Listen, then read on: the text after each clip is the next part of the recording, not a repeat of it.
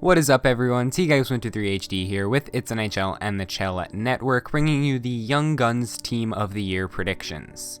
Now, I didn't say the 23 and under Team of the Year predictions because, unlike last year, they are not calling it that. Last year they called it that, which gives us, an idea of exactly what the requirements are for the team. This year, they are just calling it the Young Guns Team of the Year. So we don't know for certain what the age restriction is this year, but since they used 23 last year, that's what we decided to use for the sake of these predictions. We also followed the same format they used last year, which was 2 forward lines of NHL players based on offensive performance, 1 line of NHL players based on defensive performance, 1 line of non-NHL players based on offensive performance, then 1 D pairing based on offensive performance of NHL players, a D pairing of NHL players based on defensive performances, and then the third pairing being non-NHL players based on offensive performances, then an NHL goalie and a non-NHL goalie. That's what they used last year, so for this video, that's what we assumed that they will also use this year. We don't know for certain that's what they will do, though. Let's start it off then with the first NHL forward, and it's an obvious one. It's Connor McDavid. He is currently leading the entire NHL with 82 points, and he's only 19 years old. The only way he would not make this Team of the Year is if they decide to put him on Offensive Team of the Year instead. However, I believe that they will put him on the Young Guns Team of the Year so that they can make more room for superstars on the Offensive Team of the Year. The next forward from the Tampa Bay Lightning is Nikita Kucherov. Kucherov has 33 goals and 38 assists for a total of 71 points in only 64 games this season. That's more than a point per game if you can't do basic math. The only way Kucherov doesn't make the Young Guns Team of the Year is if they put him on the Offensive Team of the Year instead. Basically the same thing with McDavid. Rounding out the first line is 18-year-old Patrik Laine. Laine has recorded 60 points in 64 games this season, 33 of which have been goals. Next up is Boston Bruins forward David Pastrnak. In 65 games this season, Pastrnak has 31 goals and 32 assists.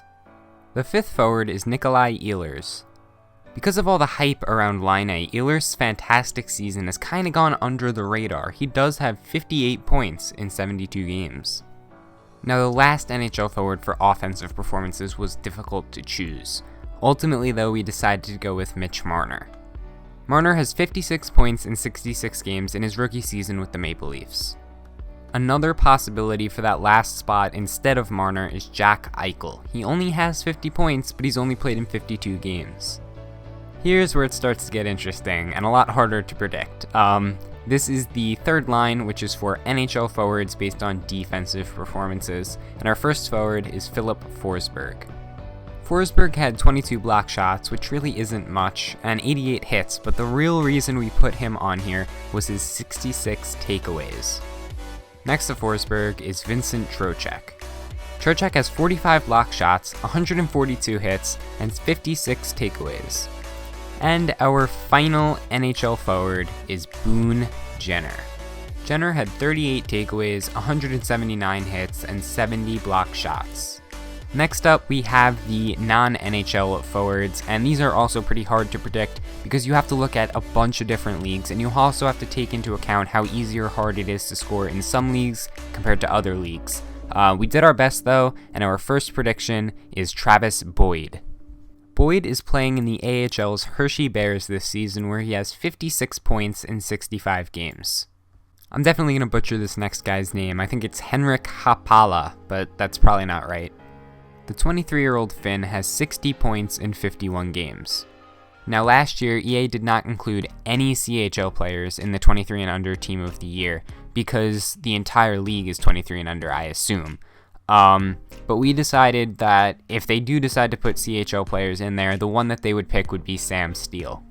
The 19-year-old Ducks prospect has recorded 131 points in 66 WHL games.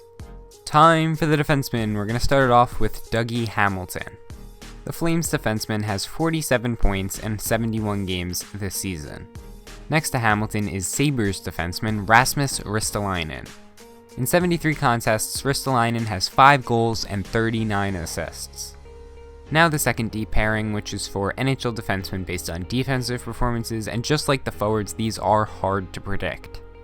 Our first prediction for the second D pairing is Jacob Slavin. Slavin's defensive numbers are pretty incredible. He has 143 block shots, only 24 hits, but what's really amazing is he has 73 takeaways, way more than any other defenseman, regardless of age.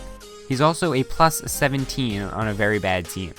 The second defensive NHL defenseman is Ivan Provarov. The Flyers rookie has 146 block shots and 98 hits. I'm a little iffy on Provorov, and I think what they could possibly do is move Ristolainen down from the first D pairing to the second D pairing because his defensive numbers are outstanding as well. He has a lot of hits and a lot of block shots, and what they might do instead on the first pairing is put Seth Jones in there, just to get more big name players in there, more players people actually want to obtain. And now, the non-NHL defenseman, we're going to start it off with a player from the AHL by the name of Christian Use. Don't ask me how a name that starts with DJ is pronounced Use, but it is, I looked it up. Use has 51 points in 56 games this season with the Hershey Bears. Joining Use is another AHL defenseman, this one from the Bridgeport Sound Tigers. It's Ryan Pulock. Pulock has 35 points in only 43 games this season. I have no idea why he's still in the AHL. He should absolutely be in the NHL, but I mean, I guess he's gonna possibly get a Team of the Year card out of it. And of course, the goalies. We're gonna start it off with the NHL one, Matt Murray. Murray overtook Fleury as the starting goaltender for the Pittsburgh Penguins, and he's done a fantastic job. He's 27, 9, and 3 this season with a 2.41 goals against average and a 923 save percentage. The non-NHL goalie was very difficult to choose. There were a lot of great options, but we decided to go with Linus Soderstrom. The Islanders prospect went 18-4 with a 943 save percentage and a 134 goals against average. And there you have it, your Young Guns Team of the Year, well, at least our predictions for them. Let me know what you guys think. If you have any predictions of your own, leave them in the comments. If you like this video, please leave a like, and be sure to check us all out in the description down below. Subscribe for more videos, especially Defensive Team of the Year predictions and Offensive Team of the Year predictions coming soon, and I will see you guys next time.